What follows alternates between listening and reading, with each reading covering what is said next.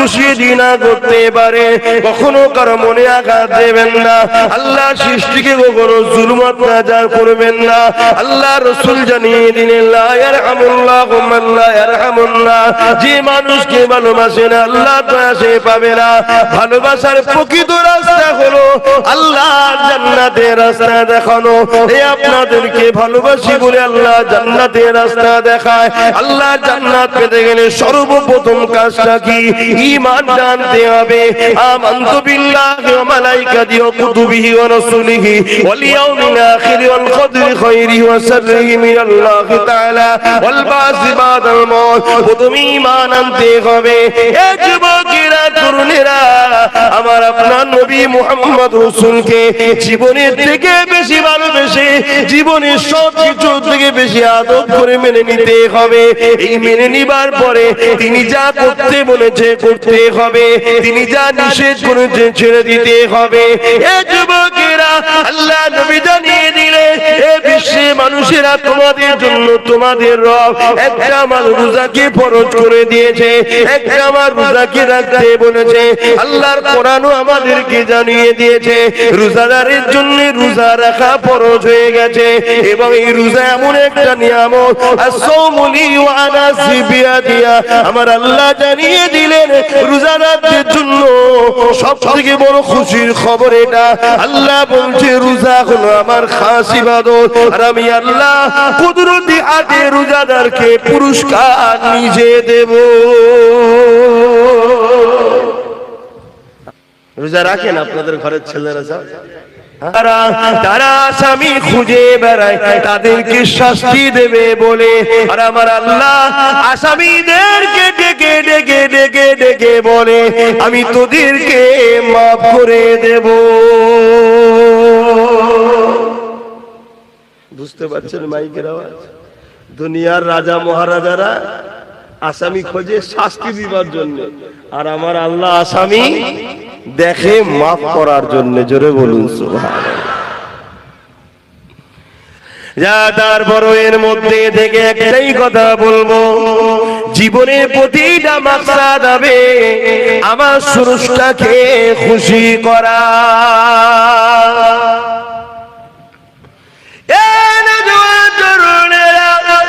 অবশ্যই বাবা আপন, কিন্তু আল্লাহ থেকে আগে নয়। অবশ্যই পীর মুর্শিদ আপন, কিন্তু আল্লাহ থেকে আগে নয়। অবশ্যই স্বামী স্ত্রী আপন, কিন্তু আল্লাহ থেকে আগে নয়। অবশ্যই নেতা লিডারদের আপন, কিন্তু আল্লাহ থেকে আগে নয়। সব আগে একটা কথা মাথায় নিয়ে নেন, মান আহাব্বা লিল্লাহ ওয়া আবগাদা লিল্লাহ ওয়া আতা লিল্লাহ ওয়া মানআ লিল্লাহ ফাকাদ ইস্তাকমালাল ঈমান। এই দুনিয়া মানুষ রেখে দাও গো, নিঃশ্বাসে কোনো বিশ্বাস নাই। এসেছি যখন চলে একদিন যেতে হবে, কে কবে যাবে আল্লাহ বা ভালো জানে। পৃথিবীর সবাই চেষ্টা করো, তোমায় নিতে পারবে না। যেদিন আমার আল্লাহ ডাকবে ওই দিন পৃথিবীর সবাই চেষ্টা করো, বাঁচাতে পারবে না। আল্লাহর উপরে ভরসা রেখে কোন কাজটা করলে আল্লাহ খুশি হবে সেই কাজটা করো, যেটা করলে আল্লাহ বেজার হবে সেটা ছেড়ে দাও। মা বাপকে ভালোবাসতে হবে কিন্তু আল্লাহর জন্য, স্বামীকে ভালোবাসতে হবে কিন্তু আল্লাহর জন্য, স্ত্রীকে ভালোবাসতে হবে কিন্তু আল্লাহর জন্য, দুনিয়ার লিডারকেও ভালোবাসতে হবে কিন্তু আল্লাহর জন্য। যদি তোমার মা বাপ তোমাকে ইসলাম বিরোধী কথা বলে, ওই কথা তোমাকে মানা যাবে না, কেননা মা বাপ আগে নয় আল্লাহ আগে। তোমার স্ত্রী যদি তোমাকে ইসলাম বিরোধী কথা বলে, ওই কথা মানা যাবে না, কেন স্ত্রী আগে নয় তোমার স্রষ্টা আগে। তোমার স্বামী যদি তোমাকে ইসলাম বিরোধী কথা বলে, এ নারীরা স্বামীর কথা মানা যাবে না, কেননা স্বামীর আগে তোমার স্রষ্টা। ঠিক তেমনই তোমার দুনিয়ার লিডার যদি তোমাকে ইসলাম বিরোধী কোনো কথা বলে, ওই কথা মানা যাবে না, কেননা দুনিয়ার লিডার আগে নয়, তার আগে হলো তোমার আল্লাহ। দুনিয়ার লিডার যদি তোমাকে আল্লাহর পক্ষে কথা বলে তবেই মানা যাবে। তোমার ইমাম যদি তোমাকে আল্লাহর বিরুদ্ধে কথা বলে, ওই ইমামের কথা মানা যাবে না। তোমার পীর যদি আল্লাহর বিরোধী কথা বলে, ওই ওই পীরের কথা মানা যাবে না, কারণ আমরা মুর্শিদকে মানবো আল্লাহকে পাওয়ার জন্য, আল্লাহকে মানবো মুর্শিদ পাওয়ার জন্য নয়, মুর্শিদকে ধরবো আল্লাহকে পাওয়ার জন্য, মুর্শিদকে ভালোবাসবো আল্লাহর জন্য, আল্লাহকে ভালোবাসবো মুর্শিদের জন্য নয়। এই যুবকেরা তাই বলে দিয়ে যায় ঈমানটা ঠিক করে না, যদিও চলতে গিয়ে গুনাহ হয়ে যায়, ঈমান যদি থাকে আযাব খেটে খেটে খেটে খেটে একদিন না একদিন ঈমানের জন্য আল্লাহ পাকে জান্নাত খেয়ে দেবেন। এই কবরের জমিনে যখন তোমাকে আমাকে রাখা হবে, কেউ যাবে না এই কবরের জমিনে, কিন্তু এই কবরের জমিনে একজন আসবে, বুখারী মুসলিমের হাদিস, আল্লাহ বাতিনাকে নিয়ে আসবে, তিনি তাশরীফ আনবে, তিনি অন্য কেউ নয়, দুরু জাহানের সুলতান নবী দু আলাম নবী মুহাম্মদ রাসূল তাশরীফ আনবে। দুনিয়ায় যদি তিনার নেতৃত্ব মেনে নাও, তিনাকে যদি লিডার বলে মানো, আর তিনার পক্ষ থেকে আমরা নেতৃত্ব দিচ্ছি, অর্থাৎ তিনার কথাকে আপনাদের কাছে পৌঁছে দিচ্ছি, আমাদের কথা নয়, কথা বুঝছেন? সেই রাসূলের আদর্শকে যদি মেনে নাও নিজের জীবনে, তাহলে নবী আমার তখন কিয়ামত কবরে বলবে ফেরেশতা ও আমার গোলাম ছিল, কে নাজাত দিয়া দেয়া হোক, জোরে বলুন সুবহানাল্লাহ। আর দুনিয়ায় রাসূল ছেড়ে দিয়ে নবী দ্বীনকে যারা মিটাচ্ছে তাদেরই পিছনে হই হই করে ঘুরে বেড়াও, মনে রেখে দিও কবর তোমার ডাকছে, তোমার জবাব দিতে হবে। আজ আমাদের ঘরের ছেলেদের ইসলামিক কোন ইউনিফর্মের উপর, ইসলামিক কোন কালচারের উপরে আঘাত দিলে আমাদের ছেলেদের ব্যথা লাগে না, কিন্তু যারা ইসলামের বিরুদ্ধে তাদের কিছু হলে আমাদের ছেলেদের বুকে ব্যথা ওঠে। হয় না, হয় না? কি কোথায় চলে গেল? আবার এগুলো যদি আমি বলি, আবার কিছু মুসলমান আছে শুকনো মুসলমান মুনাফিক, তাদের আবার কষ্ট হয়, এসব কথা কেন বলবে, উনি আসবে প্লেন ঘটনা বলে চলে যাবে। তাহলে ঘটনা শুনে নাও, আল্লাহ বললেন বান্দা ঈমান নিয়ে আসো। কার মতো ঈমান আনবো? এই আয়াতের ব্যাখ্যায় বলছেন সাহাবাদের মতো ঈমান আনো। সাহাবারা কেমন ঈমান এনেছে শুনে রেখে দেন। এ যুবকেরা, তরুণীরা, বাপেরা, আল্লাহ নবী সাহাবারা কেমন ঈমান এনেছিলেন এক সাহাবীর নাম বলে দেয় হযরতে খুবাইব রাদিয়াল্লাহু তাআলা। হযরতে খুবাইব রাদিয়াল্লাহু তাআলা আর একজন সাহাবী ছিলেন হযরতে খাব্বাব রাদিয়াল্লাহু তাআলা। আল্লাহ নবী সাহাবী ছিলেন।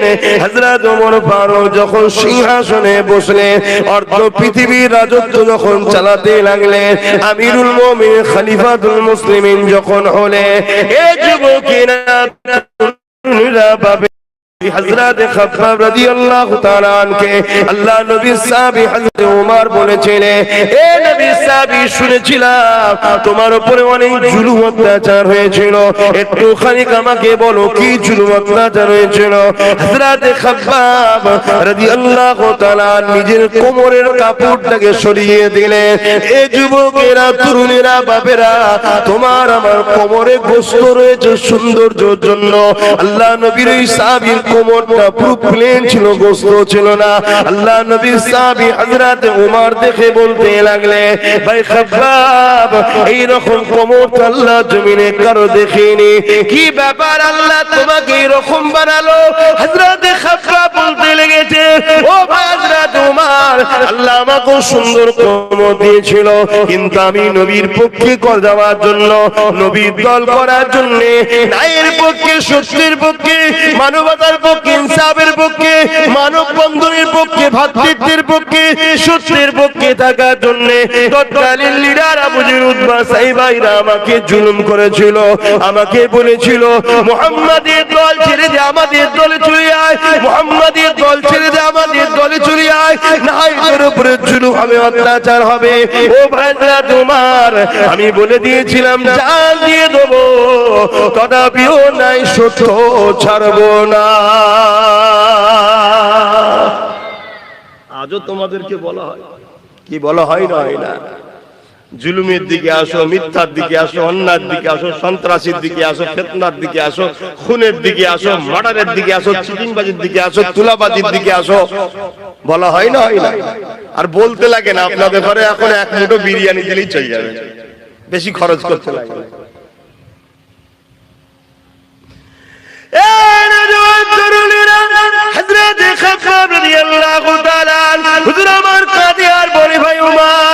আমি যখন তাদের কথা মানিনি, এই জন্যই তারা আগুন তৈরি করেছিল, ওই আগুনের লাকড়ি তৈরি করে ওই আগুনের উপরে আমাকে হাত পা পেলে বসিয়ে দেওয়া হতো। ওই আগুন পুড়ে পুড়ে পুড়ে পুড়ে আমার কোমরের গোস্ত গুলোকে পুড়াতে লাগতো। এখন কোমরের গোস্ত গুলো থেকে রস বাহির হতো, আগুনটা নিভিয়ে যেত, আবার সাইডে বসিয়ে আবার আগুন তৈরি করতো, আবার বসিয়ে দিত।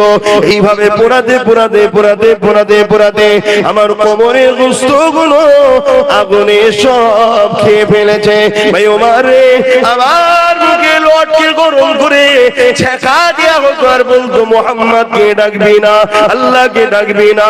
এ যুবকেরা, তরুণীরা, আপনারা তাদের মতো ঈমান আনতে হবে। কোরআন বলছে আমাদের ঈমান কোথায় রয়েছে দেখো।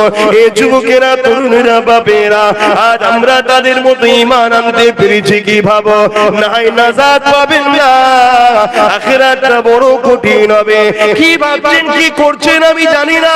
যদি কারো মনে হয় যখন হবে তখন দেখবো, কি দেখবে যুবক? চুলের থেকে সরু, হিরের থেকে ধার, একটা রাস্তার উপর দিয়ে যেতে হবে, পুলের উপর দিয়ে। পুলের ওই দিকটা আছে জান্নাত, তলায় আছে জাহান্নাম। আল্লাহ বলবে যারা জান্নাতে যেতে চাও যাও, ওই পুলটা কিন্তু পার করতে হবে।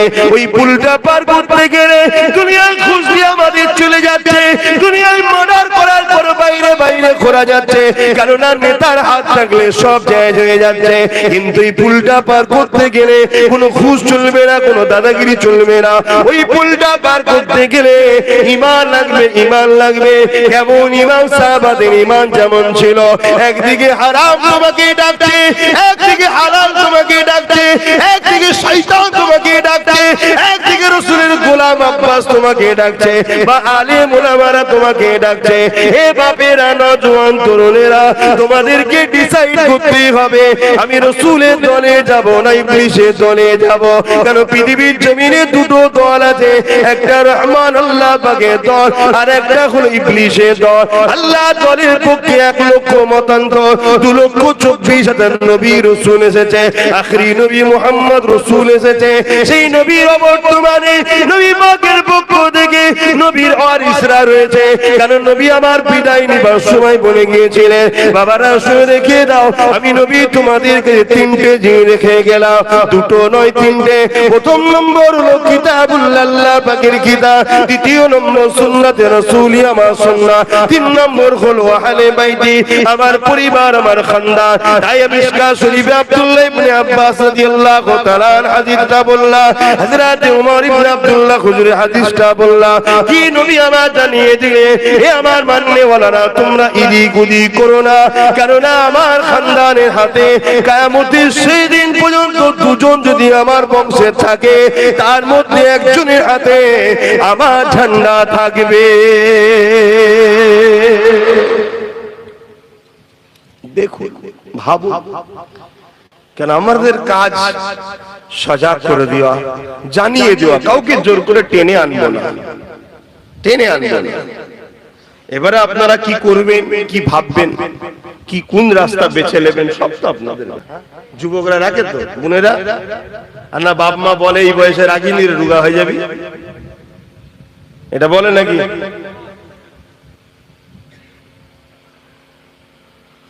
রোজাদারের জন্য 2টো খুশি, লিসাইমি ফারহাতানি, ফারহাতুন ইনদাল ইফতারি ওয়া ফারহাতুন লিকা রাব্বি।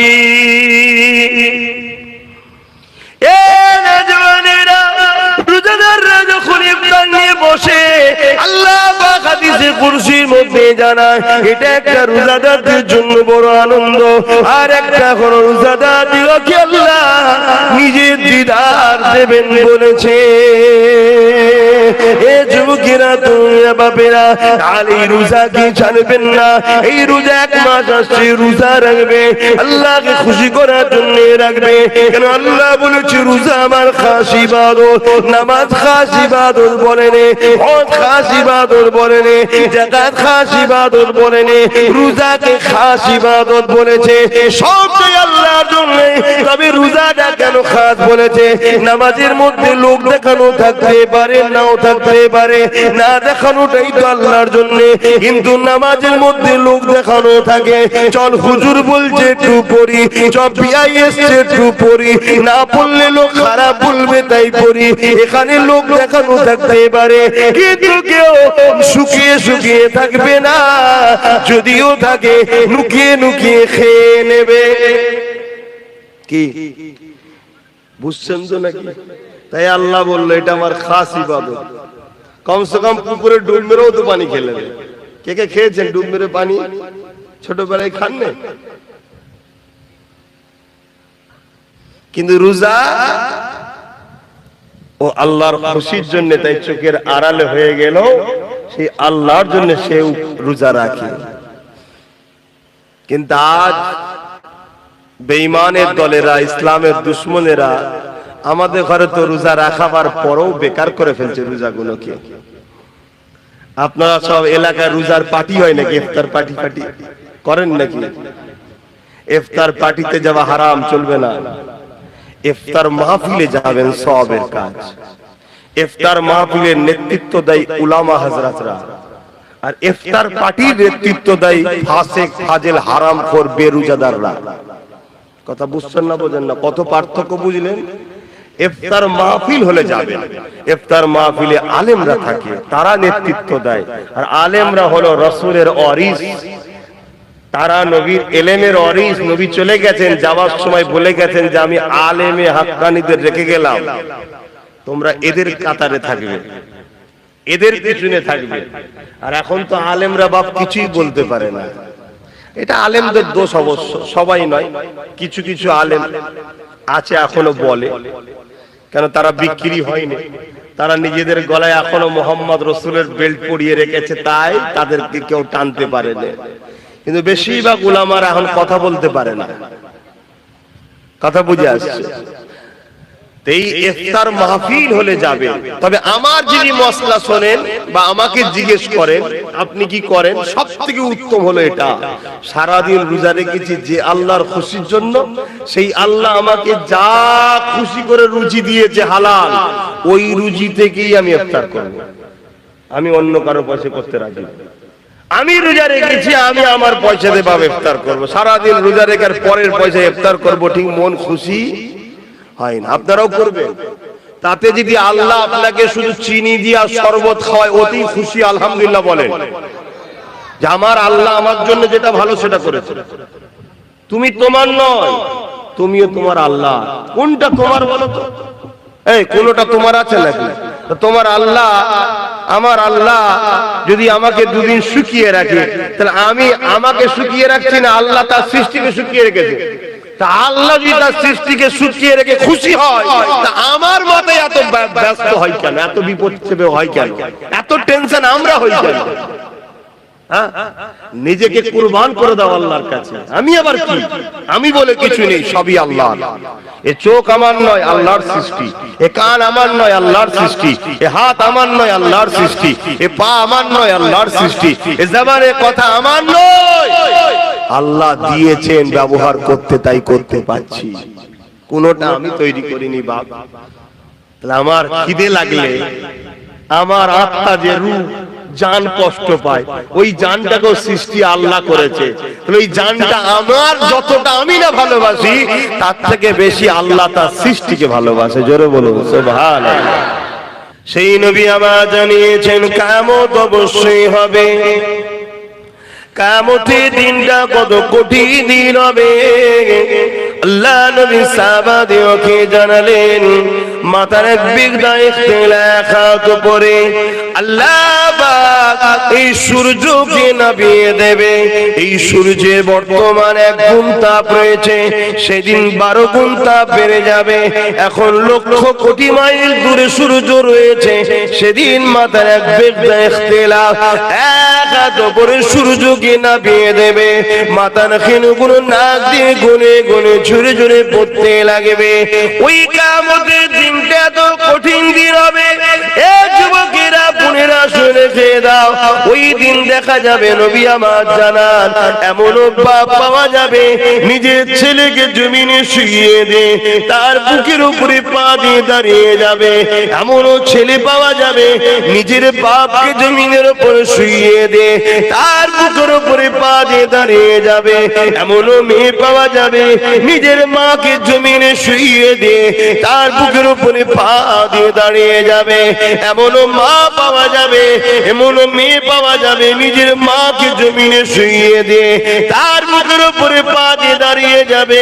সাহাবা হুজুররা বলেছিলেন ইয়া রাসূলুল্লাহ হাবিবাল্লাহ এই রকমটা কেন হবে? নবী আমার বলেছিলেন লোহাকে আগুনে দিলে পুড়ে যেমন লাল হয়ে যায়, ওই সূর্যের তাপে জমিনটা লাল হয়ে যাবে। জমিনের উপরে মানুষ দাঁড়াতে পারবে না, যার উপরে যার জোর চলবে জোর করে জমিনে শুয়ে তার বুকের উপরে পা দিয়ে দাঁড়িয়ে যাবে। এ যুবকেরা নামাজ কাজা করে দিলে ইচ্ছা করে ওই দিনে তোমার আমার কি দশা হবে?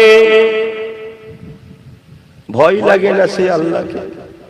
দেখো আমারও যুবক বয়স, জানি ভুল হয়, এই বয়সে একটু ভুল হয়, কিন্তু এত গাফিলতি তো ভালো নয়। আমার খুব খারাপ লাগলো দেখে। একটা লোক কাজে আছে, নাচারে কাজা হয়েছে, ঘুমিয়ে পড়েছে, ঘুম ভাঙে না, কাজা হয়ে গেছে। গাড়িতে সফরে ছিল, পরিস্থিতি নাই পড়া, কাজা হয়ে গেছে। পরে কাজা পড়ে নেওয়া উচিত, কিন্তু ইচ্ছা করে করে আমরা ভুল করছি। পরিবর্তন হয়ে যাও আল্লাহর রাস্তে, কেননা দুনিয়ার সমস্ত বাচ্চাদের নিয়ম কানুন চেঞ্জ করা যায়। আন্দোলনের চোটে, লড়াইয়ের চোটে, মারপিট করে সব কিছুকে প্রতিরোধ করা যায়, কিন্তু মহান স্রষ্টা রব্বুল আলামিনের নিজামকে, কানুনকে কখনো পাল্টানো যাবে না। তিনি জানিয়ে দিয়েছে এ দুনিয়া মানুষ আমি তোদেরকে বানিয়েছি, সুন্দর দুটো চোখ দিয়েছি, এই চোখের ঋণ তোরা শোধ করতে পারবি না, এর বিনিময়ে আমি তোদের কাছে কিছু নিই না। দুটো কান দিয়েছি, কানের কথা শুনবি, এই কানের ঋণ তোরা শোধ করতে পারবি না, এর বিনিময়ে আমি কিছু নিই না। দুটো হাত দিয়েছি, হাত দিয়ে হালাল ইনকাম করবি, নিজের প্রয়োজনের কাজ করবি, গরিবদেরকে দান করবি, অসহায়ের সেবা করবি, মা বাবার খেদমত করবি, নিজের রাষ্ট্রের জন্য কাজ করবি, নিজের রাষ্ট্র সেবা করবি, নিজের রাষ্ট্রের খেদমত করবি। এ আমার বান্দা বান্দীরে, তোদের নিত্য প্রয়োজনীয় কাজ হাত দিয়ে করবি, এর ঋণ তোরা শোধ করতে পারবি না, তথাপি আমি আল্লাহ এর বিনিময়ে তোদের কাছে কিছু নিই না। আল্লাহ কিছু নিয়েছে কি গো? অসুবিধা হচ্ছে? জিজ্ঞেস করলে সারা দেবে, বেজার হচ্ছে, বকছি বলে মনে কষ্ট হচ্ছে। আমরা বকবো না তো বকবে কারা? বকার ক্ষমতা তো আমরাই রাখি, কেন আমরা তোমার নবীর খানদানের ছেলে, আমরাই বকতে পারি তোমাদের ঘরে, অন্য কারো অধিকার নেই তোমাদের দিকে চোখ তুলে তাকাবে, ঠিক না বেটি? কিন্তু দুঃখের বিষয় তোমরা আমাদের ঘরে ধরা দিও না বলে যারা তোমাদের জুতো বওয়ার উপযুক্ত নয় তারা তোমাদের ঘরে এখন গলায় বেল দিয়ে ঘোরাচ্ছে। কথা বুঝে আসছে? হ্যাঁ, পৃথিবী বিখ্যাত ধনী কিন্তু কাফের, ঈমান নাই। আর সব থেকে গরিব পৃথিবীর রাস্তায় পড়ে থাকে কিন্তু ঈমান আছে। ওই পৃথিবী বিখ্যাত ধনী ওই জুতো বড় উপযুক্ত নয়, কারণ ওর ঈমান আছে। জোরে বলুন সুবহানাল্লাহ। ঈমান এমন একটা সম্পদ, কিন্তু বাপ তোমরা তো গুরুত্ব বোঝো না। তোমরা বোঝো ঝালমুড়ি, 2000-এর নোট, এইটাই সবকিছু, এটাই বোঝো তোমরা, তাই তো নাকি? এই চোখের মূল্য কত হবে? দুটো চোখের মূল্য কত হবে দিতে পারবেন? এই যে কানে কথা শুনতে পাচ্ছেন, এর মূল্য দিতে পারবেন? দুটো হাত, দুটো পা, কিডনি, হার্ট, নিঃশ্বাস, তাও মনে পড়ে না আল্লাহর কথা, যাহারে তিনি কত দয়ালু, কত সুন্দর আমায় নিঃশ্বাস টানাচ্ছে, নিঃশ্বাস বার করাচ্ছে। এ তো আল্লাহ পরীক্ষা করার জন্য দেয়। যে তকদিরওয়ালা হবে ওই ঝটকা খেয়ে পরিবর্তন হয়ে যায়, আর যে কপাল ফাটা ঝটকা খেয়েও বিহায়া হয়ে থাকে তাকে আল্লাহ একেবারেই সাইজ করবে, কবরে নিয়ে যায়। আর যাকে দুনিয়ার বুকে হয়তো গাফিল হয়ে গেছে, ভুল করে আছে, আল্লাহ একটু ঝটকা দেয়, ওর ঘটটা এসে যায়, সত্যি তো ভুল করছিলাম, ও ফিরে চলে আসে। এই জন্য আল্লাহ মাঝে মাঝে ঝটকা দেয়। কথা বুঝে আসছে? বিমার হলে যদি আপনি আল্লাহকে বেশি ডাকেন, জানবেন ওই বিমারটা আপনার জন্য আল্লাহর পক্ষ থেকে রহমত। জোরে বলুন সুবহানাল্লাহ। আর বিমার হওয়ার পর দেখছেন পাগলামি বেড়েছে, জানবেন গজব হচ্ছে, শাস্তি হচ্ছে। ধন দৌলত, টাকা পয়সা পাওয়ার পর আপনি দান খায়রাত করছেন, মসজিদ বানাচ্ছেন, মাদ্রাসা করছেন, গরিব ছেলে মেয়েদের বিবাহ দিচ্ছেন, আল্লাহর সৃষ্টির সেবা করছেন, অন্য ধর্মের অমুসলিম হলো যদি কেউ গরিব আপনার কাছে আসে তাকে সাহায্য করছেন, আর করছেন, হেল্প করছেন, ভালো কাজ করছেন, গান বাজনা যাত্রায় উড়ান নিয়ে ওটা করেন, ভালো রাস্তায় খরচ করছেন, জানবেন এই ধন দৌলত আপনার জন্য ভালো রহমত। আর টাকা পাওয়ার পর আপনি ফাংশনে দিচ্ছেন, যাত্রায় দিচ্ছেন, ভুল রাস্তায় দিচ্ছেন, জানবেন এই টাকা আপনার জন্য গজব, জাহান্নামে নিয়ে যাচ্ছে। ফেরাউনের মতো বাদশা কেউ হতে চান? আরে পৃথিবীর বাদশা হবেন, হবেন না? কেন শখ নেই? পৃথিবীর বাদশা। একটা প্রধান হওয়ার জন্য এত মারপিট করছেন, এমএলএ হওয়ার জন্য এত মারপিট করছেন, পৃথিবীর রাজা হবেন না আপনারা? শখ নেই? না, ফেরাউনের মতো হবো না। কেন? ও জাহান্নামী কাফের। ঠিক না বেটি? আমাদের ঘরে আল্লাহ যদি বাদশা করে, ফারুকে আজমের সুন্নাত অনুযায়ী করুক, বলুন আমিন। আর যদি গরিব করে, আল্লাহ হযরতে আলীর মতো যেন গরিব করে, জোরে বলুন সুবহানাল্লাহ। তাহলে আমাদের উদ্দেশ্যটা কি? দুনিয়া না আখিরাত? জোরে বলুন। তাহলে দুনিয়া ছাড়া কি আখিরাত পাওয়া যাবে? দুনিয়ার মধ্যে দিয়ে তো আপনাকে আখিরাত খুঁজতে হবে। দুনিয়ায় আপনাকে কাজ করতে হবে আখিরাতের কাজগুলো। আপনি একটা অফিসে চাকরি করেন, অফিসের চাকরি করছেন, আপনাকে 8 ঘন্টা সময় দেওয়া হয়, এই কাজগুলো করে দিলে তারপর আপনাকে মাইনেটা দেওয়া হবে। আপনি যদি 8 ঘন্টা কাজ কাম না করে বেকার কাটিয়ে দেন, মাইনে পাবেন? তা আপনাকেও দুনিয়া একটা অফিস মনে করুন, পুরো পৃথিবীটা। এই পৃথিবীতে আপনাকে আপনার মালিক আল্লাহ, এই পৃথিবীর অফিসের মালিক কে? আল্লাহ। তিনি কিছু কাজ দিয়েছেন, নামাজ, রোজা, হজ, যাকাত, দান, খায়রাত, বড়দের সম্মান করা, ছোটদেরকে স্নেহ করা, মা বাপকে ভালোবাসা, হারাম না খাওয়া, সুদ না খাওয়া, মদ না খাওয়া, জেনা না করা, ব্যভিচারী না করা, অন্যায়কে সাপোর্ট না করা, অন্যায়ের বিরোধী করা, ন্যায়ের পক্ষে থাকা। আল্লাহর কোরআন বলছে, কুনতুম খায়রা উম্মাতিন উখরিজাত লিন-নাস তা'মুরুনা বিল মা'রুফ ওয়া তানহাউনা আনিল মুনকার। তোমরা শ্রেষ্ঠ উম্মত, তোমরা মানুষকে ভালো কাজের আদেশ দেবে, খারাপ কাজের বিরোধী করবে। ক্ষমতা থাকলে হাত দিয়ে প্রতিরোধ করো খারাপ কাজে, ক্ষমতা নেই মুখ দিয়ে প্রতিরোধ করো, ক্ষমতা নেই অন্তর থেকেও খারাপ কাজকে ঘৃণা করতে হবে। এই টোটাল জিন্দেগি তোমরা কাটিয়ে কাজ করে যখন যাবে, আল্লাহ তোমাকে পারিশ্রমিক দেবে কি? দয়ার জান্নাত ও তিনার দিদার। জোরে বলুন সুবহানাল্লাহ। আর যদি এটা করে না যাও, যেমন 8 ঘন্টা বেকার কাটিয়ে ফেলেছো, মাইনার পাবে না, ওখানেও কিছু পাবে না, কিন্তু তোমাকে নিয়ে রাখবে কোথায়? বেকার তো রাখার জায়গা নেই, নিজের জাহান্নামে নিজে পিছাই হবে। আর জাহান্নামীদের যখন পিপাসা লাগবে কি খাওয়াবে? জাহান্নামীর পাত্রেতে রক্ত আর পুঁজ টকবক করে ফুটানো। বলুন নাউজুবিল্লাহ। তো এইগুলো কি মনে হয় না যে আমাদের কি হবে? আমি তো বিরাট টেনশন করি, আল্লাহ আমার কি হবে, আল্লাহ আমার কি হবে। যদি আল্লাহ বলে আপনার তোকে পছন্দ নয়, তোর নামাজ আমার ভাল লাগে না, তোর রোজা আমি লোবো না, তোর ইবাদত আমার, তোর কাজ কাম আমার পছন্দ হয় না, তো গেল কি গো? দুনিয়ায় অনেককে কাজ লিজে দাও না মহাজনকে, জরির কাজ হোক, কিছু জামার কাটিং এর কাজ হয়, জানেন না? মহাজন যদি বলে এ কাজটা পছন্দ হয় না, যা লিজা, আমার আল্লাহর কাজ করে যদি যায় আর আল্লাহ যদি বলে তোর নামাজে মজা ছিল না, তুই অনেকক্ষণ ধরে সেজদা দিয়ে দীর্ঘদিন তাসবিহ পড়নি, নামাজের সময় সারা দুনিয়া ঘুরে বেড়াতিস, কি নামাজে মনে পড়ে না পড়ে না? হ্যাঁ, আর আল্লাহ যদি বলে আব্বাস তোর ইবাদত আমার পছন্দ নয়, আমার কি হবে? আমার বাপ বাঁচাতে পারবে? আমার মা, পৃথিবীর কেউ বাঁচাতে পারবে?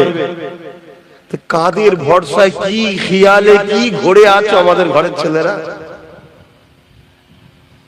এই জন্য জলসা দেওয়া হয়। আজ থেকে তওবা করো, আগামী যতদিন বাঁচবে, একদিন হোক আর 1 বছর হোক আর 100 বছর হোক, মাকসাদ একটাই করো, আল্লাহকে খুশি করব, নবীর হুকুম মেনে চলবো, দ্বিতীয় কোনো কিছু বুঝি না।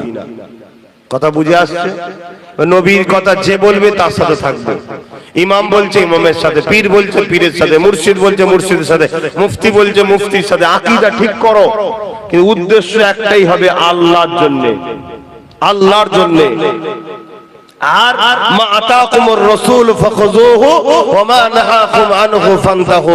নবী যা আদেশ করেছে মানবো, নবী যা নিষেধ করেছে ছেড়ে দেব। কি গো পারবে না? প্রতিজ্ঞা করো আমার সোনার ভাইরা। হয়তো তুমি কালকে যাওয়ার পরে ভুলে গেছো, হঠাৎ করে মনে পড়লো, হ্যাঁ এই কাজ করলে তো আল্লাহ নারাজ, উঠে চলে আসো, উঠে চলে আসো। একবার যদি আল্লাহর ভয়ে কোনো পাপ কাজ থেকে ফিরে আসতে পারো, আমার আল্লাহ তোমাকে একটা নয় 2টো জান্নাত দেবে। জোরে বলুন সুবহানাল্লাহ। সূরা রহমানের মধ্যে আল্লাহ পাক বলছেন, ওয়ালিমান খাফা মাকাম রাব্বিহি জান্নাতান, যারা আল্লাহকে ভয় করে আমার আল্লাহ তাদেরকে 2টো জান্নাত দেয়। জোরে বলুন সুবহানাল্লাহ। পারবে না জিন্দেগিতে? কারো মাথায় বাঁশ মারতে গেছিলে, কারো কথা শুনে এখন মনে হয়েছে না আরে আল্লাহ সৃষ্টিকে মারা যাবে না, গুনাহ হবে, কথা শুনছেন, ফিরে চলে এসেছেন, না করব না, পাপ করব না। কি সিনেমা দেখতে গেছিলেন বন্ধুদের সাথে, হঠাৎ করে মনে পড়ে আরে এটা করলে তো আল্লাহ নারাজ হবে, চলে এলেন, তওবা পড়ে, না বাবা যাব না। কি আরো কোনো পাপের কাজ করতে মন গেছে, তওবা করে ফিরে এসে আল্লাহর ভয়ে, তোমাকে আল্লাহ 2টো জান্নাত দেবে। জোরে বলুন সুবহানাল্লাহ। বন্ধু বলছিল চলা ঘুরে এসি, তোমার মন বললো না নামাজ কাজা হয়ে গেলে আল্লাহ অখুশি হবে, না আমি পড়ে যাবো, আগে নামাজটা পড়ি। এই যদি ফিরে এসে নামাজটা পড়তে পারো তাহলে জানবে আল্লাহ তোমায় 2টো জান্নাত দেবে। জোরে বলুন সুবহানাল্লাহ। আল্লাহ বড় দয়ালু, তবে তিনার কাছে নত হতে হবে, তিনি তোমার আমার জন্য অবশ্যই বড় মেহেরবান। এ দুনিয়ার মানুষ শুনে রেখে দাও, দুনিয়ার রাজা প্রজা আপনাদেরকে পারেনে, লাস্টে এই বাংলাকে 2 ভাগ করা হচ্ছে, এটাও শুনে রাখো। শুনছেন তো নাকি? এই বাংলাকে আবার 2 ভাগ করা হচ্ছে, একটা উত্তরবঙ্গ, একটা দক্ষিণবঙ্গ। ওই ভাগে আমার রাজ্য সরকারও সাথে আছে। কেন? 2 ভাগ যেই হয়ে যাবে তখন আমরা হয়ে যাব 18%, 22%। কথা মাথায় ঢুকছে না? ঢুকে না? তাহলে কত প্ল্যান হচ্ছে আমাদেরকে শেষ করার, কিন্তু ওই প্ল্যানে সব থেকে বেশি সহযোগিতা যদি কেউ করে সেটা আমরাই করছি, আমরাই তো করছি। তো যাক, বুঝাবার দায়িত্ব ছিল, বুঝালাম, বাকিটা আপনাদের ব্যাপার, কি করবেন না করবেন। তবে আমি আরো একবার বলতে চাইছি, আমি যদি ডাকি আর আমি ডাকলে বাপ ডাকার মতো করে ডাকবো। এই যেমন আগামীকাল উত্তর 24 পরগনায় আমার প্রোগ্রাম আছে, জনসভা আছে ওয়াকফ কালাকানুনের বিরুদ্ধে। 1 হাত ছাড়া ছাড়া বাজ করলেও প্রোগ্রাম হবে। শুনছেন না শোনেন? ঝড় হোক, পানি হোক, তুফান হোক, ভিজে ভিজেও আমার প্রোগ্রাম বন্ধ হয় না। আলহামদুলিল্লাহ বলেন, বলুন আলহামদুলিল্লাহ। তাতে যার দম আছে সে আসে, যার দম নেই ঘরের সাথে জমা দেখার দরকার নেই। তো সেই জায়গায় আমি যখন ব্রিগেড ডাকবো হবে ইনশাল্লাহ। আপনারা যাবেন তো খবর পেলে? আরো একবার সাক্ষী দিয়ে বলুন, খবর পেলে যাবেন তো নাকি? হ্যাঁ, হাত নাবান, কিন্তু গাড়ি ভাড়া দিতে পারবো না, গাড়ির পয়সা যেতে হবে। কেন? আমার তো ঝাড়া পয়সা নেই, ওয়াকফের টাকা ঝেড়ে রাখিনি আমি। কথা বুঝে আসছে? আজকে শোনো, আরেকটা কথা বলে যায়, বুকে হাত দিয়ে বলো, এই ওয়াকফকে বাঁচাবার দরকার আছে না? না। কেন? ওয়াকফ যাওয়া মানে মসজিদ যাবে, মাদ্রাসা যাবে, কবরস্থান যাবে, খানকা যাবে, ঈদগাহ যাবে। আপনি ভাবছেন আমরা রুকে দেবো? দৌড় বুকা কোথাকারে, সম্ভব নাকি? লোহা কাটতে গেলে লোহাই দরকার, হাত দিয়ে লোহা কাটা যায়? তাহলে আইন যখন হয়ে যাবে, প্রশাসন এসে যখন দখল করবে, আপনি পাবলিক কি করে রুখবেন? বলুন, তাহলে আপনাকে প্রশাসনিক পাওয়ার দিয়ে প্রশাসন দিয়ে রুখতে হবে, তাই তো নাকি? ওটা আছে আপনাদের? আছে? নেই। যাকে আপন মনে করেছেন সেও তো আমাদের নয়, সে তো একদম মিজাজের সাথে বলে দিল সব থেকে বড় দুশ্মন আমি হব। বাবা, কি ডায়লগ দিয়ে দিল! হ্যাঁ, এরপরও যদি কেউ আতু আতু করে পিছনে ঘুরে, সে কুকুর ঘুরতে পারে, আলাদা কথা। ইমানদার কখনো ঘুরবে না। যেটি মসজিদ মাদ্রাসার দুশ্মনকে ইমানদার কখনো সাথ দিতে বলে। দ্বিতীয় নম্বর কথা, বুকে হাত দিয়ে বলুন এই আইনকে রুকার মাধ্যম কি? নাম্বার 1 হলো সুপ্রিম কোর্টে কেস করা। রাজ্য সরকার কেস করেছে, করেন। নওশাদ সিদ্দিকী কিন্তু কেস করেছে, জানেন তো নাকি? নাম্বার 2, কিভাবে রুকা? রাজ আইনকে রুকা। নাম্বার 3, আন্দোলন আন্দোলন আন্দোলন ব্যাপকভাবে বাড়াতে হবে। যেভাবে কৃষকরা আন্দোলন করেছিল ওইভাবে আন্দোলন করতে হবে। আর কৃষকরা আন্দোলন করে সাকসেসফুল হয়েছিল কি করে? কৃষকদের সাথে পাঞ্জাব সরকার ছিল, আমাদের সাথে সরকার থাকবে? শেষ কথা বলে যাচ্ছি, বুকে হাত দিয়ে বলুন তো, নওশাদ কেস করেছে, আপনারা খুশি না বেজার? একদম ঠিক বলছেন। যদি ওর সাথে আরো 40টা এমএলএ থাকতো তাহলে কেসটা বাড়তো না কমতো? তাহলে ওর সাথে আর 40টা হলে আপনাদের অসুবিধা হতো। কিন্তু আমার কম কি করলো? একজনকে গুজে গুজে খাইয়েছে, গুজে গুজে খা। আর এত খাওয়া খেয়েছে বমি করছে, এত খাওয়া খেয়েছে বমি করছে। ওই বমির ফল হলো দিল্লি চলে যায়, ওটা বমির ফল, বমি করছে ভাই।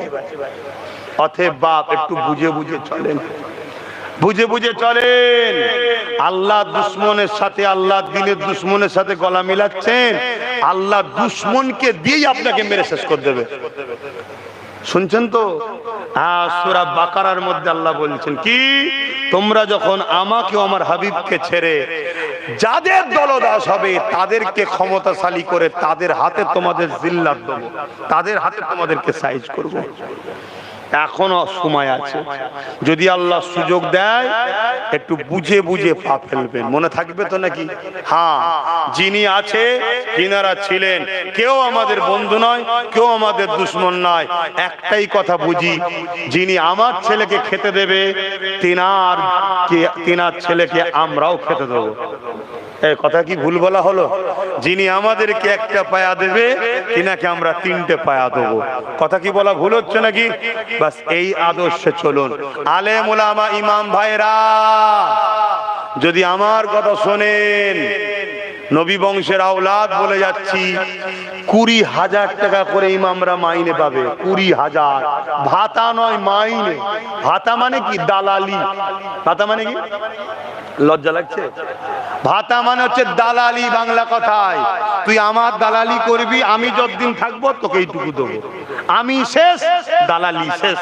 আর মাইনে মানে কি? আমি চলে গেল। ওই কথা বলছো না তো? আমার কথা কি কষ্ট পেয়েছেন? পথে পরিবর্তন হন আমার ভাইরা। আমি আপনাদেরকে হাত জোর করে অনুরোধ করছি, আপনার বাচ্চাটার জন্য পরিবর্তন হন। আপনি ভাবতে পারছেন না আপনার বাচ্চার উপরে কি ভয়ানক দিন আসছে। আপনি ভাবতে পারছেন না আপনার ফুটফুটে বেটিটার উপরে কি জুলুম হবে। ওই কাশ্মীরের আশিফাকে রেপ করেছিল, 9 দিন ধরে মন্দিরের মধ্যে। ভুলে গেছেন আপনারা? ভুলে গেছেন? আর যারা রেপ করেছিল তাদেরকে শাস্তি না দিয়ে তাদের পক্ষে একদল লোক জাতীয় পতাকা তুলে সাপোর্ট করেছিল। কেন? মুসলমানের বেটিকে রেপ করেছিস তো, 8 বছরের মেয়ে সে। এই ইমাম সাহেব ভাইরা, হাত জোর করে বলছি, আলেম ওলামা ভাইরা, হাত জোর করে বলছি, পরিবর্তন হবে। প্রকাশ্য আসতে হবে না আপনাদের ঘরে, গোপনে আসেন, গোপনে আসেন। যেদিন এক মুঠো হয়ে যাব প্রকাশ্য হয়ে যাবে। আর যদি মনে হয় যে না, যা আছি বাবা ঠিক আছে, আল্লাহকে সাক্ষী রেখে বলছি, বিপদের দিনটা একাটাই ভোগ করতে হবে। কাউকে পাশে পাবেন না, পাবেন না কাউকে পাশে। আমি চ্যালেঞ্জের সাথে বলছি, আপনার পাশে কেউ নেই। ইতিহাস বলছে, আমি দেখেছি এই বাংলায় কত জলসা মাহফিল করেছে সেই সব মাওলানারা কি বলে, বিমারে পড়ে বিছানায় পড়ে আছে, কেউ একবার দেখতেও যায় না। তার পরিবার কিভাবে চলছে দেখতে যায় না, কেউ খুন হয়ে যাচ্ছে দেখতেও যায় না, কাউকে পিটিয়ে মেরে দিচ্ছে দেখতেও যায় না। ইজাজত দেন, আজ যদি ওমর বিয়াদবি করে আমিও কমতি নাই, ওমরকে ছাড়বো না। জোরে বলুন সুবহানাল্লাহ। আল্লাহ নবী বললেন সরে যাও, উমারকে আসতে দাও, দরজা খুলে দাও, দরজা খুলে দাও। কেন আল্লাহর সঙ্গে রসুলের কি কানেকশন হচ্ছে এটা তো বাকি কেউ জানছে না। কে? দরজা খুলে দাও। দরজা খুলে দেওয়া হলো। এই দরজা যখন খুলে দিয়েছে, হযরত ওমর ফারুক হাতে অস্ত্র, তরোয়াল, নিয়ামের মধ্যে না, একদম হাতে আসছে। এটা দেখে হযরতে হামজা রাদিয়াল্লাহু তাআলা তিনি আগিয়ে গিয়ে ওমরের সামনে একদম বুকের পাঞ্জাতে হাত দিয়ে রুকে দিয়েছে। এই ওমর, আমিও কিন্তু কুরাইশ বংশের আওলাদ, হামজা আমার নাম, শুনছেন? তুমিও কুরাইশ, আমিও কুরাইশ, ছাড় হবে না কিন্তু যদি পাকামো করো। আল্লাহর নবী বললেন ও চাচা, চাচা যান, আপনি ছেড়ে দেন, ওমর কাছতে দেন। হযরত ওমর সোজা এলেন, নামাজে যেভাবে আমরা বসি ওইভাবে রাসূলের পাশ একদম কাছে এসে বসে গেল। নবী উমরের জামার খুঁট ধরে টানলেন, বসে গেল। আল্লাহর নবী শুধু একটা কথা বলল, ওমর এখনো কি সৃষ্টিকর্তা রব্বুল আলামিনের দিকে, তার হাবিব মোহাম্মদ রসুলের দিকে আসার কি সময় হয়নি? এখনো আমাদের বিরুদ্ধে থাকবে? দু চোখ দিয়ে ঝরঝর করে পানি বেরোতে শুরু করলো। জোরে বলুন সুবহানাল্লাহ। সাহাবারা তো সব হতভম্ব হয়ে গেল। তরোয়ালকে সামনে রেখে বলে, হুজুর ক্ষমা করেন, আমি উমর অন্ধ হয়ে গিয়েছিলাম, আমাকে আপনার সম্বন্ধে মিথ্যা বোঝানো হয়েছিল, আমাকে আপনার সম্বন্ধে নানা রকম মিথ্যা মিথ্যা প্রোপাগান্ডা আমার কানে দেওয়া হয়েছিল। যেমন আজকের দিনে আমাদের যুব সমাজকে চাকরি নেই, কর্মসংস্থান নেই, পড়াশোনা নেই, স্কুলগুলো ধ্বংস হয়ে যাচ্ছে, স্বাস্থ্য সুব্যবস্থা নেই, পুরো দেশ দেউলিয়া হয়ে যাচ্ছে। আজকে ঠিক আবু জেহেলরা আজকের যুব সমাজের একটা অংশকে মদের বোতল আর কিছু 200-300 টাকা ভাড়া দিয়ে তাদেরকে ইসলাম সম্বন্ধে ভুল বোঝানো হচ্ছে। তাই তারা আমার মসজিদের সামনে গিয়ে ডিস্টার্ব করছে, মুসলমানকে ধরে ধরে হত্যা করছে। কেন? এদের ব্রেনে ভুল বোঝানো হয়েছে ইসলামকে নিয়ে। আর আমাদেরও দোষ আছে, আমরা এই সমাজের কাছে ইসলামের বাণীটাকে পৌঁছাতে পারছি না। আমরা শুধু ইসলামকে মসজিদ আর মাদ্রাসার মধ্যে তালা মেরে দিয়েছি। আমাদের পার্লামেন্টে ইসলামকে নিয়ে বলার কেউ নেই, আমাদের বিধানসভাতে ইসলামকে নিয়ে বলার কেউ নেই, আমাদের লোকসভাতে ইসলামকে নিয়ে বলার কেউ নেই, আমাদের পঞ্চায়েতে সমস্ত দপ্তরে ইসলামকে নিয়ে বলার কেউ নেই, আমাদের রাজপথে শহর টাউন গলিতে গলিতে ইসলামিক কনফারেন্স করার মতো আমাদের কেউ নেই। আমরা করি সেই মোল্লা পাড়ায় ঘরের মধ্যে ঢুকে নারে তাকবীর আল্লাহু আকবার, নারে তাকবীর আল্লাহু আকবার। আরে তোমার ধর্মের মেসেজটা কি? ইসলামটা কি? এটা তোমার পার্লামেন্টে বলা দরকার ছিল, তোমার বিধানসভায় বলা দরকার ছিল। আজকে যে এই যে ইসলামের বিরুদ্ধে বারবার কথা হয়, 26 জনকে মারলো কে? আর বদনাম হচ্ছে ইসলামের বিরুদ্ধে। আমার তো সন্দেহ হচ্ছে যারা বদনাম করছে তারাই মেরেছে। কেন? তারা নিজেদের রাজনীতি রুটি শাকতে চাইছে। রুটি শাকার জন্য তারা লাশের পাহাড় তৈরি করতে পিছপা হয়নি। তারা ইতিপূর্বে আমরা দেখেছি রাজনীতির সময় যে এসেছে ভোটের সময় 40 জন আমার দেশের সেনাকে তারা হত্যা করেছে। প্রমাণ হয়েছে না হয়নি? কিন্তু এটা বলবে কে? আমার মতো হুজুর শুধু চিল্লালে হয় না।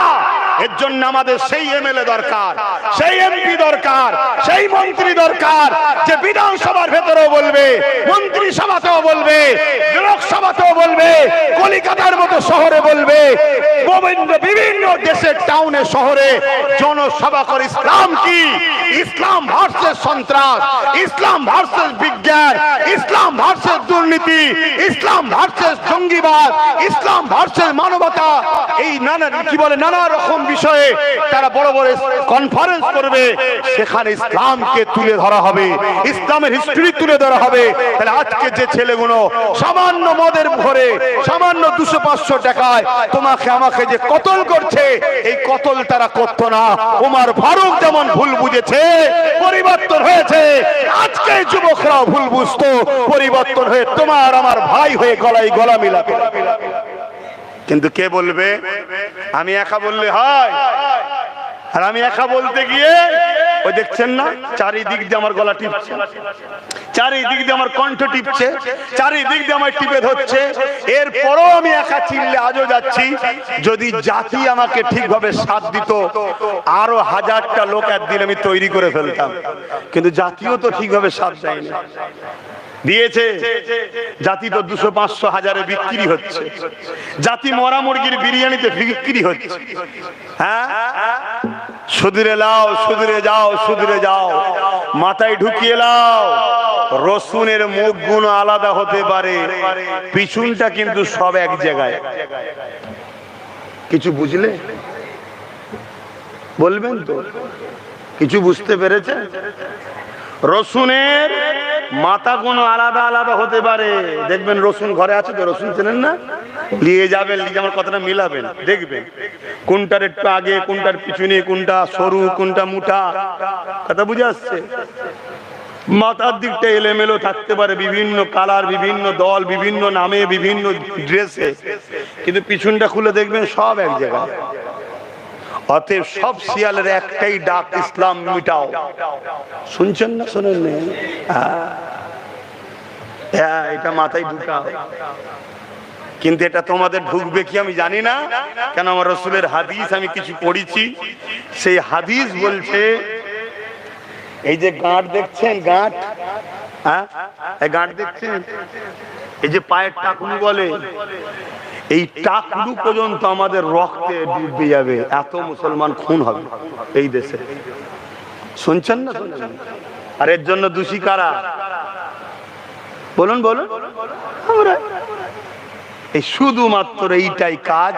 আমরা আমার নবীকে মডেল বানাইনি, আমরা মডেল বানাচ্ছি কাদেরকে? তো যাক বাপ, যতক্ষণ থাকবো আরো হক কথা বলে ফেলবো, আরো দুশ্মন বেড়ে যাবে। এমনি প্রচুর দুশ্মন। ঘরে আগুন লেগে গেলে হয়তো আপনাদের কাছে যাবার সময়ও নাই। এমনি তো আমার বাড়িতে একদিন রাত 2-2:30টার সময় প্রায় 1000-2,500 পুলিশ পাঠিয়ে দিয়েছিল রাজ্য সরকার, জানেন তো নাকি? তা পাওয়া যাবে কি না যাবে তখন তোমাদেরকে খেদমত করার জন্য, কেন অত লোকের মেহমানদারি করতে তো লোক লাগবে নাকি?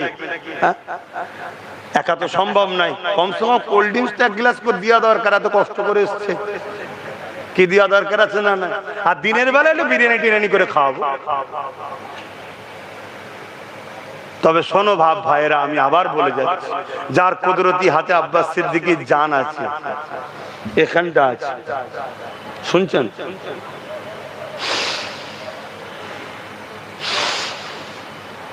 টানবো, বেরোতে নাও পারে। এটা আমার কথা শোনে না, দীর্ঘদিন আমার সাথে আছে, যেখানে যাই আমার সাথে 24 ঘন্টা থাকে, 1 সেকেন্ডের জন্যই আমাকে ছেড়ে যায়নি। কত একসাথে আছি বলেন তো, কিন্তু এর পরও আমার কথা শোনে না। এর সৃষ্টিকর্তা যেই বলবে চলে আয়, আমি কি হালে আছি একবারও দেখবে না যে হারে খেতে বসছে একটু খেতে দে, আহারে জলসা করছে একটু জলসাটা করে লিখ, আহারে টাকা পয়সা গুনছে একটু গুনতে দে, আহারে নলেজটা করছে একটু করতে দে, আহারে সংসার জীবন করছে একটু করতে দে, আহারে সন্তানকে একটু আদর করছে সন্তানটাকে আদর করতে দে। কিচ্ছু এ বোঝে না, শুধু সৃষ্টিকর্তা ডাকবে, বলবেন তো গালে হয়তো দিয়েছি পানিটা, গিলতেও দেবে না, বার করে দেবে, এ বেরিয়ে চলে যাবে। অতএব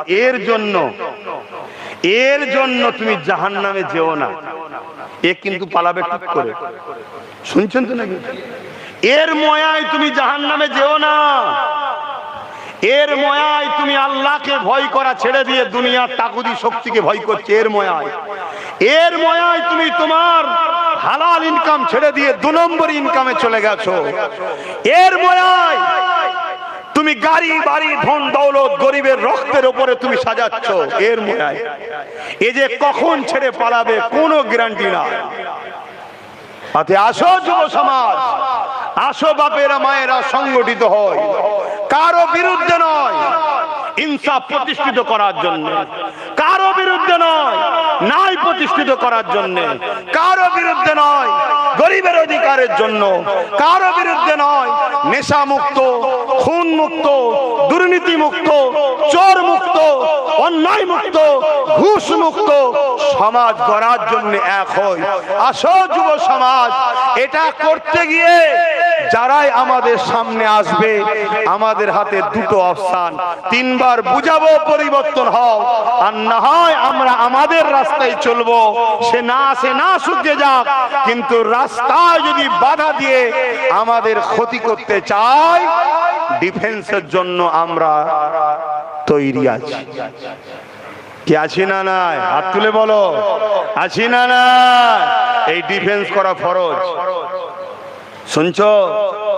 কত সহজ, জান্নাত যাবে সব, জান্নাতে, হ্যাঁ জান্নাতে যাবে, জান্নাতে।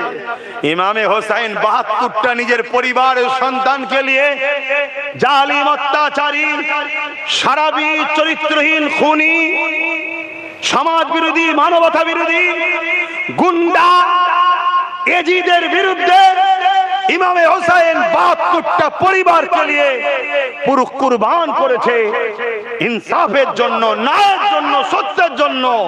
এজিদও তো কলেমা পড়তো, এজিদও তো নামাজ পড়তো, কিন্তু এজিদ ছিল অত্যাচারী শাসক, তার বিরুদ্ধে হোসেন পাক ৭২টা পরিবারের সন্তানকে কুরবানি করেছে। আর তুমি আমি গায়ে গা ঘষে চলছি না, গায়ে গা মিলিয়ে চলছি। কি করব, কি করব, কি করব? কেন উপায় নেই? ছিল না আলাদা কথা। আজ যখন খানদানে রাসূলরা ডাক দিচ্ছে, কোরআন বংশের বাচ্চারা ডাক দিচ্ছে, আসো, তোমরা এদিক ওদিক এখনো করছো কেন? সব জায়গায় সংগঠিত একটাই আওয়াজ, আমরা কারো পক্ষে নয়, কারো বিরুদ্ধে নয়, লাল বুলু নীল সাদা হলুদ কিচ্ছু বুঝি না। আজ থেকে একটাই বুঝি, বন্ধু আর দুশ্মন। যে ইনসাফ চাই তার সাথে আছি, যে জুলুম মিটাতে চাই তার সাথে আছি, যে আমার ওয়াকফ মসজিদ মাদ্রাসা বাঁচাতে চাই তার সাথে আছি, যে আমাকে আমার ধর্মের স্বাধীনতা দেবে, অন্যজন অন্যের ধর্ম করবে, এই স্বাধীনতা দিয়ে যে বাংলাকে সাজাবে, দেশকে সাজাবে, তার সাথে আমরা আছি। নচেত আমরা কারো সাথে নেই। প্রয়োজন হয় একা চলবো, তাতে ফাইসাল্লাহ কি দেখার দরকার নেই, আল্লাহ আমাদের জন্য যথেষ্ট। ইতিহাস আমরা ভুলে গেছি।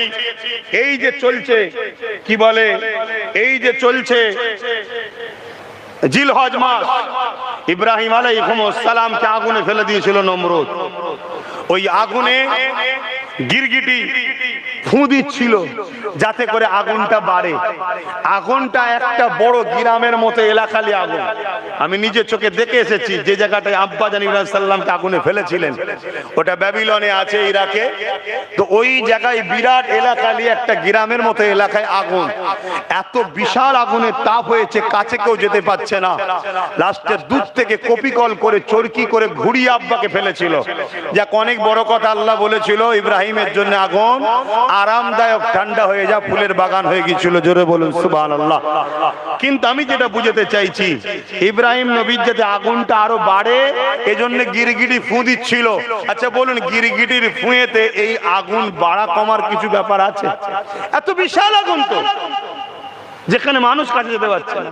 আর অপর দিকে চোঁচে করে আজ নাই পানি দিচ্ছিল। আচ্ছা, ওর পানি থেকে বিশাল আগুন বন্ধ হবে? কিন্তু আমার আল্লাহ ফেরেশতাদেরকে বললেন, দেখো আমার বন্ধুর পক্ষে আর আমার বন্ধুর বিরুদ্ধে। অতএব আমার বন্ধুর বিরুদ্ধে যে, তার ফুঁয়েতে আমার বন্ধুর আগুনে কিছু বাড়ে নেই, কিন্তু বিরোধী অপমান দিল, অতএব ওকে মারা জায়েজ করলাম। আর এর পানিতে আগুন নিভাবে না, কিন্তু বন্ধুর সাথে আছে প্রমাণ দিয়েছে, একে মারা না জায়েজ করে দিলাম। বলুন সুবহানাল্লাহ।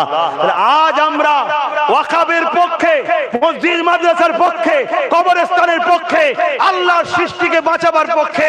সে তিলোত্তমা বোনের মতো এসপি হতে পারে, এসপি হতে পারে, পারে, আদিবাসী হতে পারে, সাঁওতাল হতে পারে, খ্রিস্টান হতে পারে, আমার দেখার দরকার নেই তার ধর্ম কি।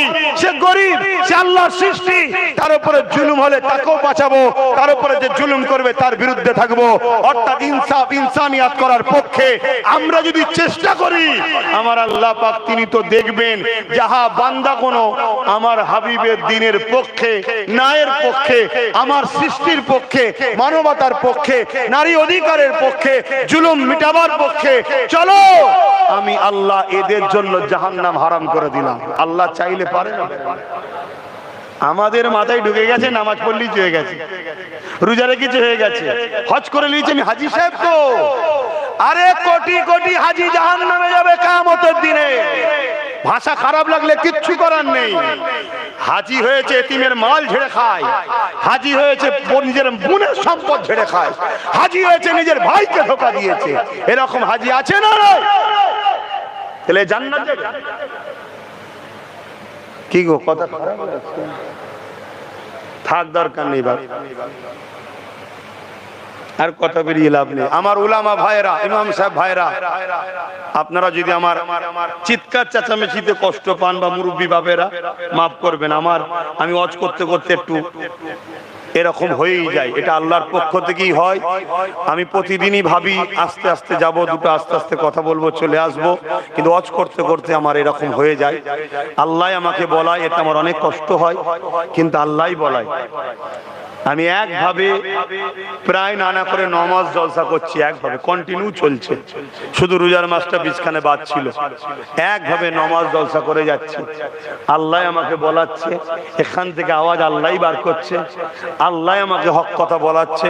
আর আমি হক কথা বললে যদি আল্লাহ এর জন্য আমার কপালে শহীদের মরণ দেয়, আমি নিজেকে বড় খুশনসিব মনে করব।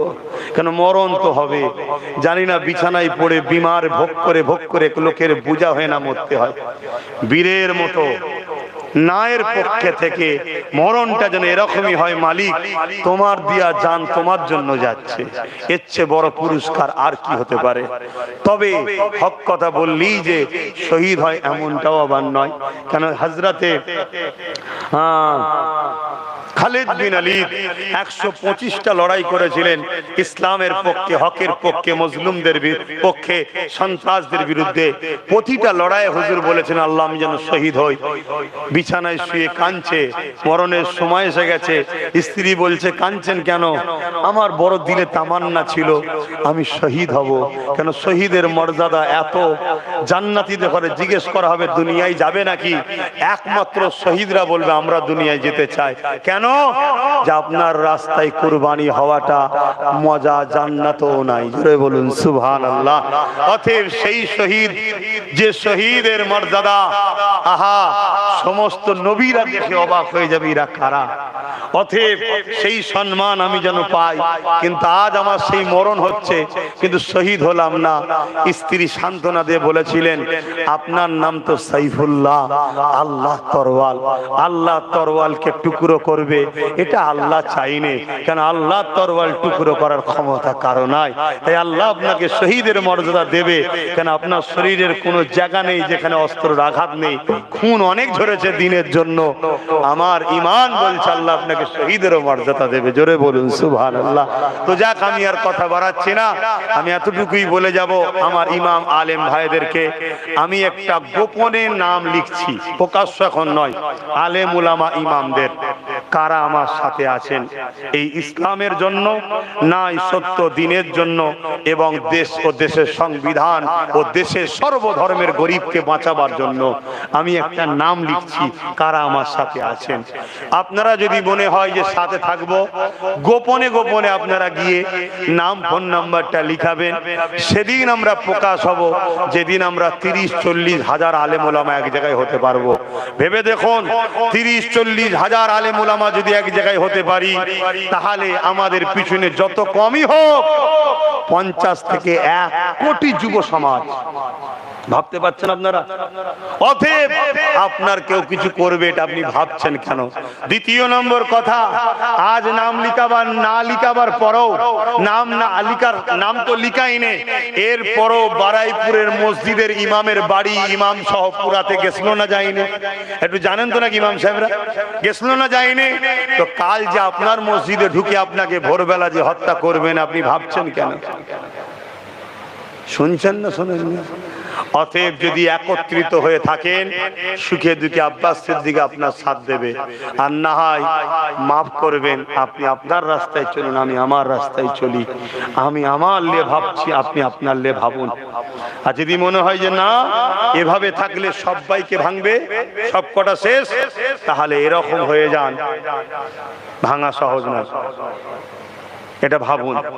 এবং একটা শেষ কথা আপনাদের কাছে আশা রাখবো, আগামী দিন বিভিন্ন জায়গায় আমি সাক্ষী লিখছি, আমার সাথে সাথ দেবে কিনা সাক্ষী লিখছি। সেটা হলো কি, ওয়াকাফ কালা কানুনের বাতিল যেমন ইসলামের পক্ষে, দেশের পক্ষে, সংবিধানের পক্ষে, সর্বধর্মের গরিব মানুষের অধিকারের পক্ষে, আগামী দিন কলিকাতার ব্রিকেটে আমি একটা জনসভা করতে চাইছি।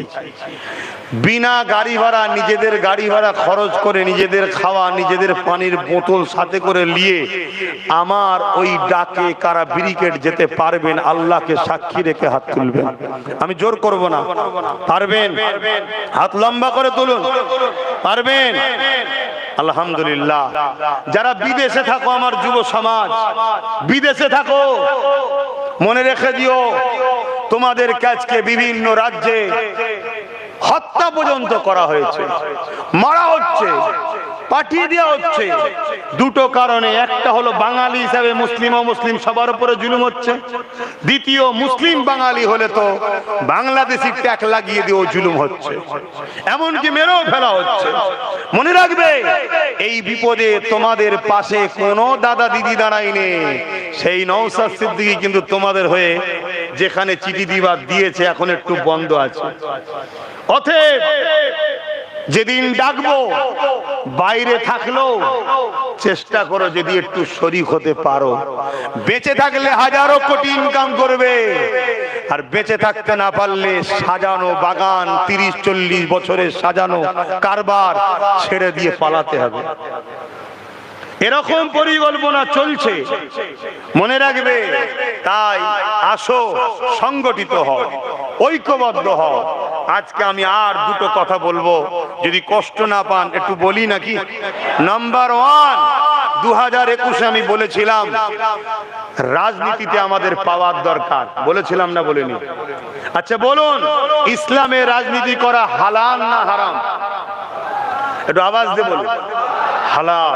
কেউ যদি সিয়াসাতকে ঘৃণা করে কাফের হয়ে যাবে। সিয়াসাতকে, রাজনীতিকে ঘৃণা করলে কি হবে? কাফের হয়ে যাবে। আর সিয়াসাতের নামে কেউ যদি জুলুম, অত্যাচার, দুর্নীতি করে রাজনীতির নামে, তাকে সাপোর্ট করলে হারাম কবিরা গুনাহ হবে। ফতোয়াটা বুঝলেন?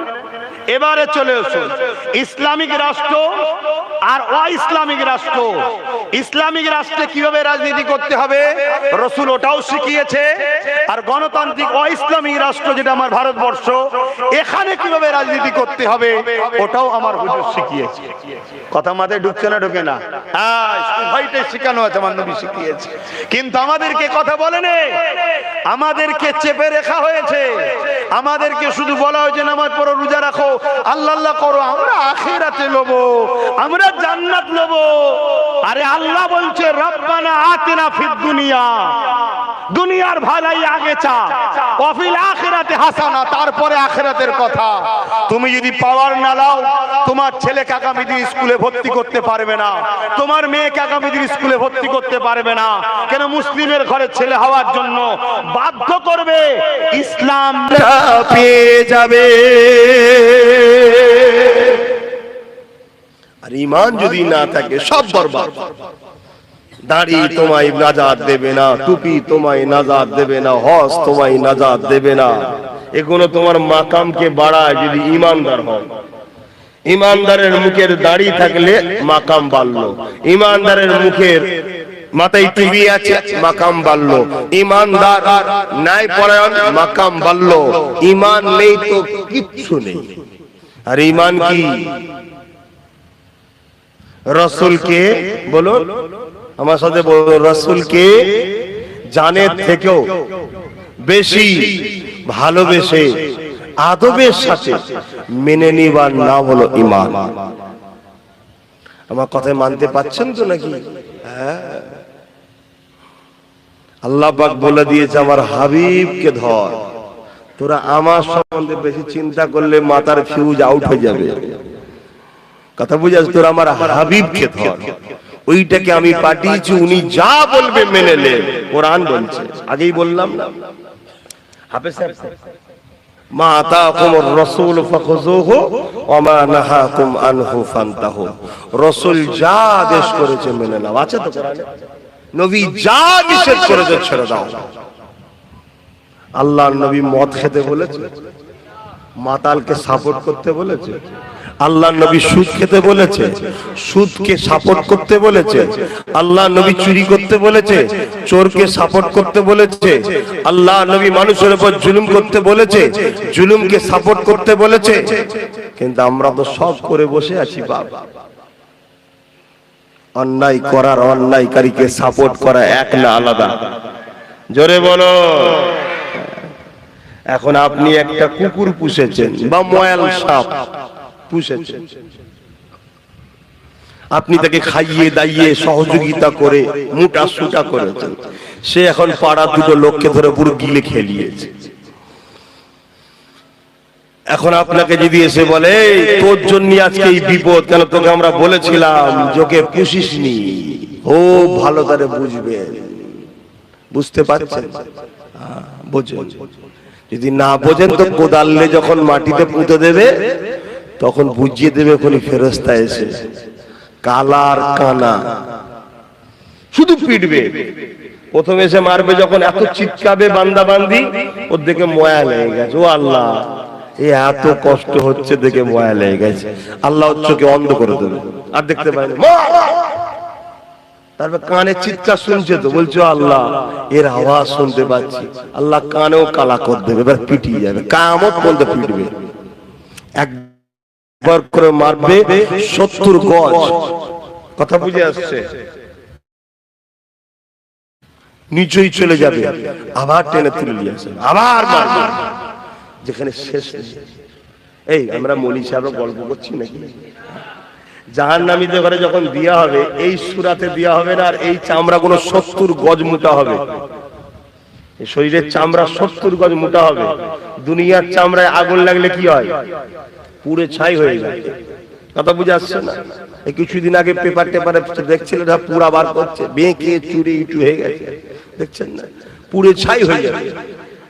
আর কিয়ামতে যখন জাহান্নামে দেবে, ও আগুন লেগেই যাবে। শুধু যেমন সেই চর্বি, কখনো দেখেছেন শিক কাবাব করেছেন? কাবাব কুরবানির সময় কাবাব টাবাব করেন কি গো হাজী সাহেব, খেয়েছেন? ওই কাবাবে সে দেবেন একটা চর্বি থাকে, তলা থেকে টপ টপ করে পানি পড়ছে, ও কিন্তু সহজে গলছে না। তা আগুন লেগেই যাবে, রস বেরিয়ে যাবে, চামড়া কিন্তু পুড়াবে না। মানে কষ্ট হবে, শেষ হবে না কিয়ামত। তাই বুঝে নাও। এখন পাড়ার লোকেরা বলছে, তোকে বলেছিলাম এ সাপ পুষবি নি, এ সাপ কিন্তু বড় হলে ক্ষতি করবে। তুই দুধ কলা খাইয়ে তাকে আদর করিয়ে বড় করলি, ও তো পাড়ার দুটো লোককে খেয়ে ফেলেছে, এবার কি হবে? বলছে আমি কি খেয়েছি? সাপ তো খেয়েছে। বলছে তুই তো পুষে বড় করেছিস। তো মার বাড়িওয়ালার হবে না? হবে? হ্যাঁ, বুঝতে পারছেন? তাহলে কেউ যদি জুলুম করে সে শুধু মার খাবে না, আমরাও জালিমকে সাথ দিয়েছি, আমাদেরও পেঁদানি খেতে হবে। তাঁরা হয়েছে কোথায়? সব বুঝবে আল্লাহ। আল্লাহ পাক কাউকে ছাড়বে না। এখনো সময় আছে, অসংচ পরিবর্তন হবে। আমার নবীর কথা মানবে না? মানবে না? হাত তুলে দেখাও কারা মানবে। আলহামদুলিল্লাহ। মিশকাত শরীফ আব্দুল্লাহ ইবনে উমর থেকে রয়াত, নবী বললেন, হে আমার মাননেওয়ালারা। কারা মাননেওয়ালা? নবীর হাত তুলে দেখান। নবীর মাননেওয়ালা কারা? আলহামদুলিল্লাহ, আপনাদের জন্য হাদিসটা বলছি। হে আমার মাননেওয়ালারা, কিয়ামতের শেষ দিন পর্যন্ত তোমরা আমার খানদানের ঝান্ডা তলায় থাকবে। জোরে বলুন সুবহানাল্লাহ। অর্থাৎ কুরাইশ বংশের ছেলের নেতৃত্ব মানতে হবে। আজ আমি একটা ইউনিট তৈরি করছি, আপনারা নিশ্চয়ই জানেন। তা আমার নেতৃত্ব মেনে নেবেন না নেবেন না? মেনে নিতে হবে বাপ। সময় এখনো আছে, তওবা করুন, আল্লাহর কাছে কাঁদুন যে আল্লাহ জীবনে যা করেছি জানতাম না, করে ফেলেছি, আজ জেনে গেছি আর না। মনে রেখে শুনছেন না? শোনেন না? কাল আপনাদের সাথে হবে, কাল আপনাদের সাথে হবে।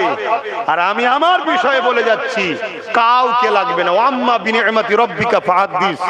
আল্লাহ শুকরিয়া আদায় করে বলছি, যদি কেউ শাসকের চাটুকারি করার জন্য সরকার যদি তাকে পুলিশ পাহারা দিতে পারে, আমি মুহাম্মদ রাসূলের দ্বীনের খাদেম আল্লাহ দাসত্ব করছি, আমার ঈমান বলছে আল্লাহ আমার জন্য ফেরেশতা রেখেছে, তারা আমাকে ঠিক রেখেছে, তারা আমাকে পাহারা দিচ্ছে।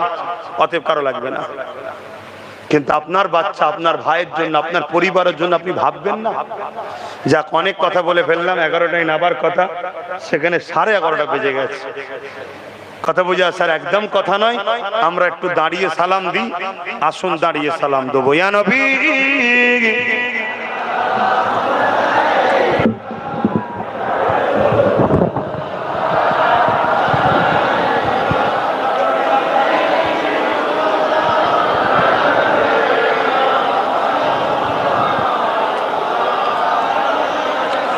কেউ যদি বসে সালাম দেয়, সে আমার দুশ্মন নয়, আমিও তার দুশ্মন নয়। শুনছেন তো নাকি?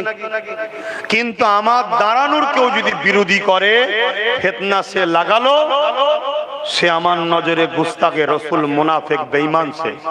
শুনছেন তো নাকি? আপনার আকীদা বসে দিও তো দেন না। আমার আকীদা, আমার পীর মুর্শিদরা এবং আমরা পড়েছি সাহাবা হুজুররা নবীকে দাঁড়িয়ে দাঁড়িয়ে সালাম দিতেন, তাই আমরা দিই। আপনি যদি মনে করেন আমি বসে দিয়ে খুশি, তা দেন না। আপনার আমি দুশ্মন নাই, আপনি আমারও দুশ্মন নয়। কথা মাথায় ঢুকছে? ফিতনা করবেন না, মিলেমিশে থাকেন, ঐক্য করে থাকেন। এটা জুজিয়াত বিষয়, মুস্তাহাব জিনিস, করলে সওয়াব, বস থাকলে বেঈমান নয়। কিন্তু কেউ যদি আমার বিরোধী করে, তার মানে কি আমি নবীকে আদব করছি, নবীর আদবে দাঁড়াচ্ছি, সাহাবাদের সুন্নত পালন করছি। তুমি বিরোধী করা মানে আমার করলে না, তুমি দুশ্মনী নবী ও সাহাবাদের সঙ্গে শুরু করেছো, তাই তোমার রাগ হচ্ছে। কেন হাদিস পাকের মধ্যে আছে বাবুল আদব কিতাবুল কিয়াম, নবী পাককে সাহাবারা দাঁড়িয়ে দাঁড়িয়ে সালাম দিয়েছে, তাই আমরা দাঁড়িয়ে দিই। কথা মাথায় ঢুকছে ভাব? আসুন সকলে মহব্বতে সালাম দিই। ইয়া নবী সালাম, ইয়া রাসূল সালাম, ইয়া হাবিব